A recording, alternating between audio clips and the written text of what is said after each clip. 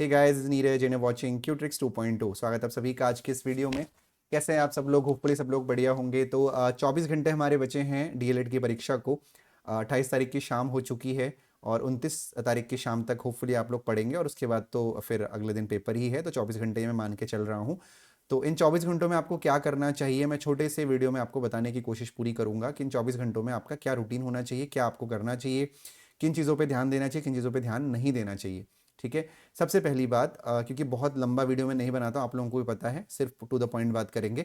Number one, सबसे पहले तो आपको कोई भी इस समय क्लास नहीं देखनी है।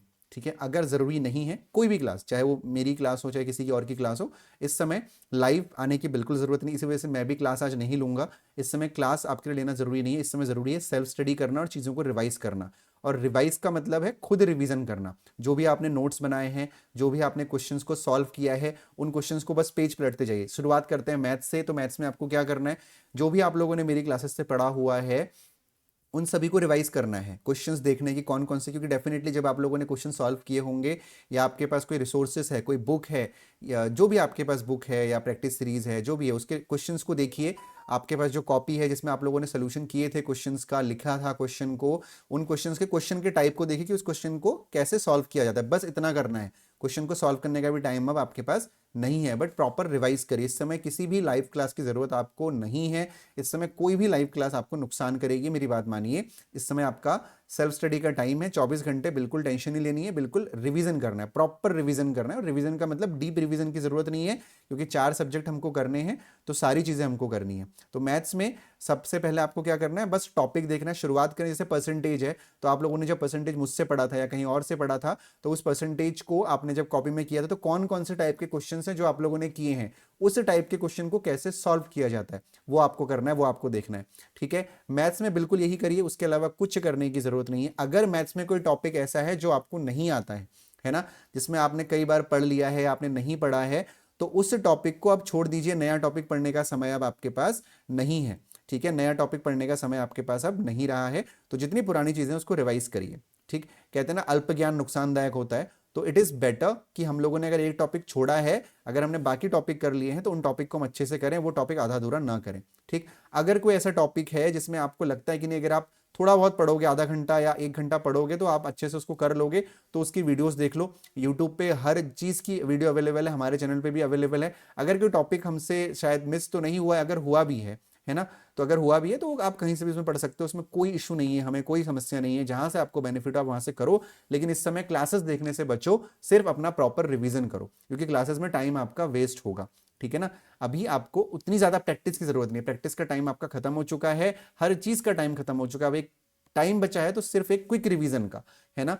रीजनिंग में भी आपको वही करना है, देखना है कि कौन कौन से क्वेश्चंस पीवीआईक्यू में आए हुए हैं। मैंने एनालाइज करवाया था आप लोगों को, और उन क्वेश्चंस को बस एक बार ओवरव्यू कर लो। जो बुक आपके पास है देख लो कि भाई ये क्वेश्चन आया हुआ था, इस क्वेश्चन को ऐसे करना है। कोडिंग डिकोडिंग के 3 टाइप हैं, तीनों टाइप के क्वेश्चंस में मुझे ये स्ट्रेटेजी लगानी है, मुझे ऐसे करना है। ठीक है। उसी तरह कोई और टॉपिक है, जैसे आपका ब्लड रिलेशन है, तो ब्लड रिलेशन के 3 टाइप हैं, 4 टाइप हैं, सर ने ये बताया था, ये रिकॉल करना है। बस चीज़ों को आपको रिकॉल करना है, याद करना है कि हाँ मैंने क्लास में क्या बताया था, किस चीज़ को आपको एग्जाम में इंप्लीमेंट करना है। बस ये करना है इन 24 घंटों में। ठीक है। फिर आते हैं हम लोग जीके जीएस पे, जो कि अनलिमिटेड है, ओशियन है, मैं हमेशा कहता हूं। तो उसमें से जो बूंद आने वाली है उसके लिए क्या करना है, आप लोगों के पास अगर प्रैक्टिस सीरीज आपने ले रखी है तो उसमें सारे क्वेश्चंस अवेलेबल हैं जो मैंने क्लास में कराए हुए थे। उन क्वेश्चंस को प्रैक्टिस आप लोग कर लेना। उसके अलावा जिन लोगों ने मॉक लिया हुआ है, मॉक के सारे क्वेश्चन अच्छे से करिएगा, इंपॉर्टेंट क्वेश्चन है। जो भी रिसोर्सेज आपके पास हैं बस एक पढ़ते जाओ, रटो मत, याद मत करो, बस एक देखते जाओ। क्वेश्चन पढ़ो, सही आंसर पढ़ो, क्वेश्चन पढ़ो, सही आंसर पढ़ो। ठीक है। इस तरीके से आप लोगों को करना है, कोई दिक्कत इसमें नहीं होनी चाहिए आपको। राइट। और टीचिंग में बस सेम वही जीके की तरह करना है, क्वेश्चन पढ़ना है, राइट आंसर पढ़ना है, क्वेश्चन पढ़ना है, राइट आंसर पढ़ना है, सिर्फ यही करना है। गलत आंसर नहीं पढ़ना, क्वेश्चन पढ़ो, राइट आंसर पढ़ो। तो चारों चीज़ों की मैंने बहुत कम टाइम में इस वीडियो को मैंने बनाया, 4-5 मिनट का मैंने सोचा हुआ था कि ज़्यादा टाइम आपका मैं नहीं लूंगा। इसमें आपके लिए क्रूशियल टाइम है बहुत ज़्यादा, इसी वजह से मैं भी अभी क्लास नहीं ले रहा हूँ। कल मैं आप लोगों से लाइव मिलूंगा रात को 9 बजे, है ना।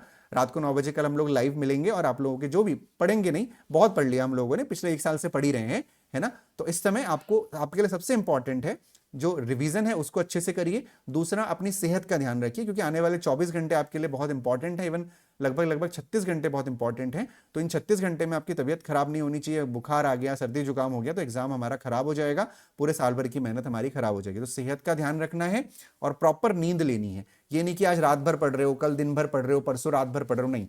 प्रॉपर नींद लो, 6-7 घंटे की प्रॉपर नींद लो, बहुत जरूरी है।